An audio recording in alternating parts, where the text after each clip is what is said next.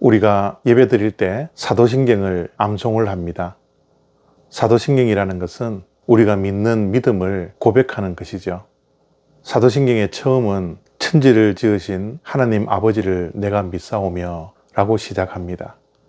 우리가 믿는 하나님이 누구이십니까? 아버지라는 거죠.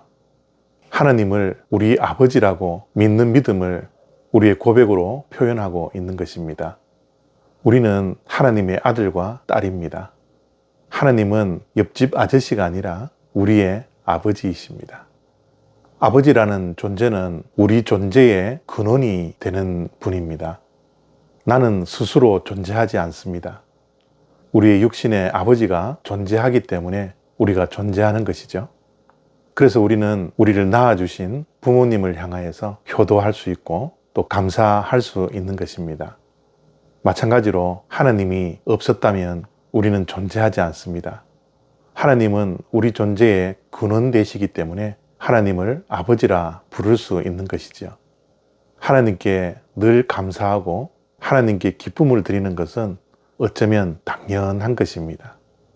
출애굽기 35장 5절부터 9절까지 말씀입니다. 너희의 소유 중에서 너희는 여호와께 드릴 것을 택하되 마음에 원하는 자는 누구든지 그것을 가져다가 여호와께 드릴지니 곧 금과 은과 놋과 청색, 자색, 홍색 실과 가는 배실과 염소털과 붉은 물들인 순양의 가죽과 해달의 가죽과 조각목과 등류와 및 관유에 드는 향품과 분향할 향을 만드는 향품과 호마노며 에봇과 흉패에 물릴 보석이니라. 아멘. 성막 만들기가 출애굽기 40장까지 이어집니다. 성막을 하나님께서 직접 만드실 수 없을까요? 성막을 직접 만드셔서 주시면 되는데 하나님은 그렇게 하지 않더라고요. 사실 얼마 전에 이스라엘 백성들이 금송아지를 만들어 우상 숭배를 했던 백성들이지 않습니까? 하나님이 이 괘씸한 이스라엘 백성들을 사용하셔서 성막을 만드시는 이유가 무엇입니까? 하나님께서 직접 만드시지 않으려고 하면 천사를 동원하셔서 성막을 만들 수 있었는데 왜 금송아지를 섬겼던 이스라엘 백성들을 통하여서 성막을 만들기를 원하실까요? 저는 두 아들이 있는데요. 이제 자녀들이 직장을 다니고 돈을 벌어서 말을 하지 않더라도 생일 되면 선물도 사주고 또 특별한 때가 되면 용돈도 주고 합니다. 자녀들이 부모가 시키지 않았는데도 불구하고 선물을 사주고 용돈을 줄 때는 얼마나 기쁜지 모르겠습니다. 하나님께서 이스라엘 백성들을 통하여서 성막을 만들게 하신 것도 바로 그 이유가 아닐까 생각을 해봅니다. 이스라엘 백성들은 하나님의 선택받은 자녀들이었습니다. 자녀가 아버지가 살 집을 지어드리는 것, 그것은 당연한 일 아닐까요? 자녀들이 기쁨으로 감사함으로 아버지의 집을 지어드린다면 아버지는 얼마나 기분이 좋겠습니까? 자녀가 부모를 섬길 수 있는 기회를 하나님께서는 이스라엘 백성들에게 허락을 하시는 겁니다. 자녀가 부모를 섬길 수 있다는 것이 얼마나 감사한 일입니까? 성막을 짓는 데는 몇 가지의 원칙이 있습니다.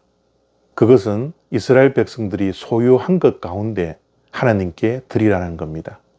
이것도 어쩌면 훈련일지 모르겠습니다. 왜냐하면 우리가 가진 것, 모든 것이 하나님께로부터 온 것이지 않습니까? 그 믿음이 우리에게 있지 않습니까? 하나님께서 주신 것을 가장 가치 있는 곳에 사용할 수 있다는 것, 이것이 얼마나 값어치 있는 인생입니까?